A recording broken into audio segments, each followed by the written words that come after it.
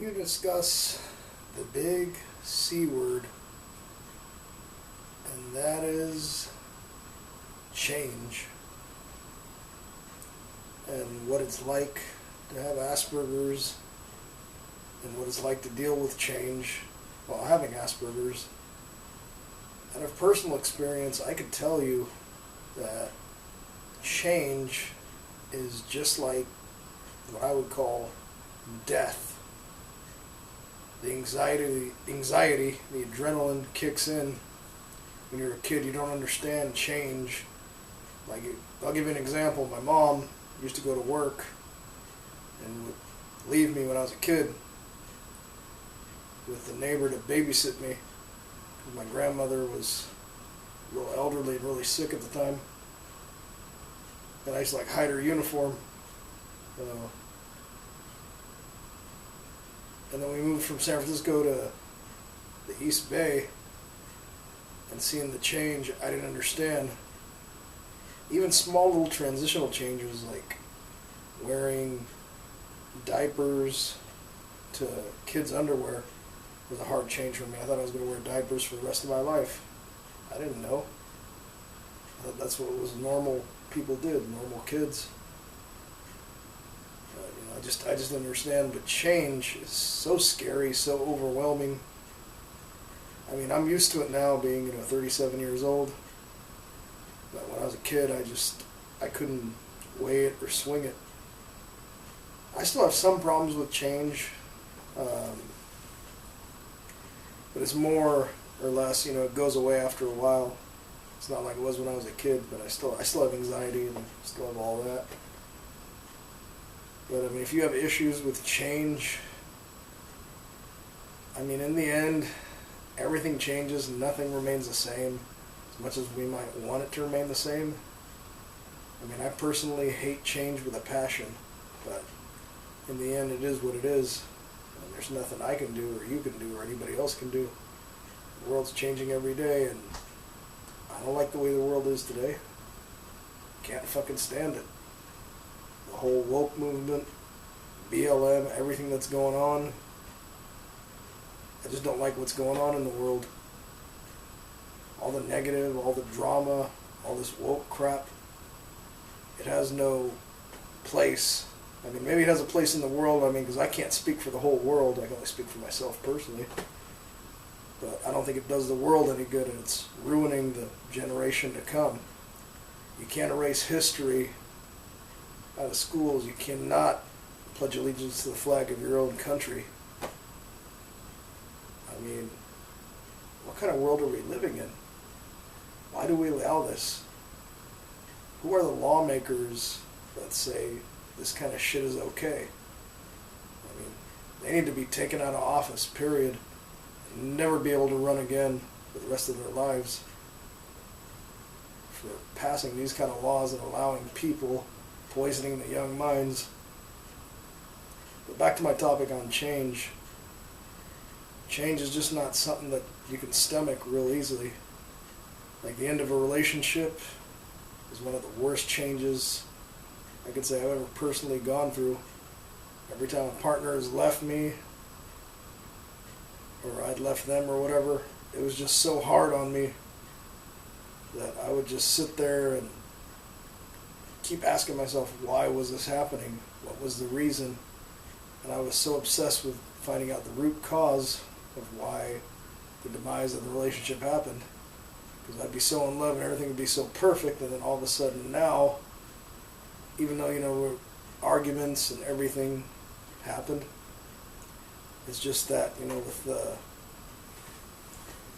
situation of change is just something, I don't know, I guess my mind is wired differently than other people's, and other people too who have Aspergers are each wired differently as well, individually. I can personally tell you, two people with Aspergers, no two are necessarily alike. There might be some similarities, but they are different people. Asperger's has got a wide range of things. The change part, though, is a common denominator for a lot of people, though. So that's one thing that you'll find that you have a similarity with other people. Because autistic people do not like change. It's just the way it is. Like, things remain the same. My favorite meal used to be a grilled cheese sandwich and french fries. Every time I went to a restaurant, I'd always have to order that when I was little, when I was like 7 and 8 years old. I tried ordering a grilled cheese and fries in a Chinese restaurant when I was a kid, and I didn't even know really that I had done that. I remember it drove my mom crazy, drove a lot of people crazy, my repetitive routines. Nobody understood me. I was an outsider, I was an outcast. I was obsessed with certain subject matters, like heights of celebrities, how tall somebody was, what was their shoe size. It used to drive my mom fucking crazy.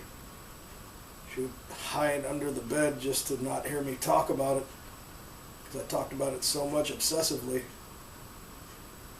Now, with that said, I kind of wonder if I had children of my own, and if they did that, if I'd able to relate, or if it would drive me crazy too, because I kind of grew out of all that, and I know why I drove others crazy as a kid, and I didn't mean to, looking back on it. It's just that my mind was that fucked up that I didn't have guidance. I didn't have anybody to really talk to. I was a loner. I had nothing. I didn't have no friends in school or nothing. And the friends I did have were all superficial and fake. And I didn't really have real friendships because, I had a helicopter mom for a parent who just didn't understand me. And my relatives didn't understand either. They thought I was cursed by demons. That's why my condition was the way it was. And even today, in this day and age, people still don't really know what causes all this. I mean, if I could find the root cause, I would tell all of you so that way everybody would know, so they can be free of their demon or whatever it is that's bothering them.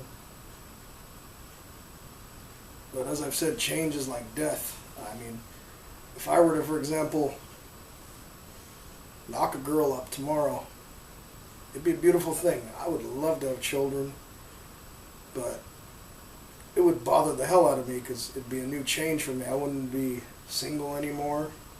And that's the thing that's hard to stomach. I'm used to being single and being alone now. I mean, I've been alone pretty much half my life. When I had relationships and shit, it was hard to get used to, honestly.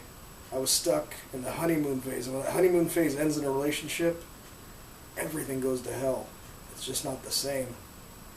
That honeymoon phase is the best part of a relationship. When that goes away, everything else goes away. The love and everything.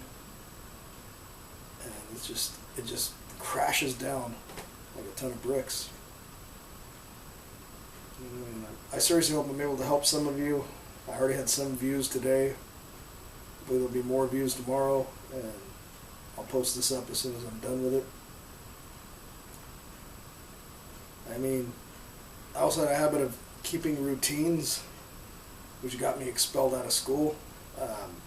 One day I cried and tried to make the whole class walk the same route that we usually walked. And the teacher was taking us an alternate route, and I guess I screamed so loud that I made the entire class go that route as I cried. And I was the first student of color for the teacher that I had, who'd been teaching for 30 years. She was an older lady, and it boggled her mind, because she didn't know anything about Aspergers or what was wrong with me, because I was labeled as retarded, unfortunately. And that's just the way the world was in the 80s. People just didn't have the same sympathies that they do today. I guess we can thank the woke movement for that, but although I don't see that part, but I was very vocal and very loud when I wouldn't get my way, and I guess the teacher said that was the straw that broke the camel's back. And they nicknamed me the gingerbread man because they thought of me as stupid. And looking back, it is insulting. Stuff that I've done and said throughout my life and all my school years have ruined my chances at certain friendships, and I didn't realize it would impact me. I'll get into more of stuff that I said and that I did over the years. But for right now, the topic of change and how change is like death and that anxiety kicks in, it's like no other. If you got a problem with change, you better fucking work on it. Because nobody else will for you. And you got to learn this. You have no choice in the matter.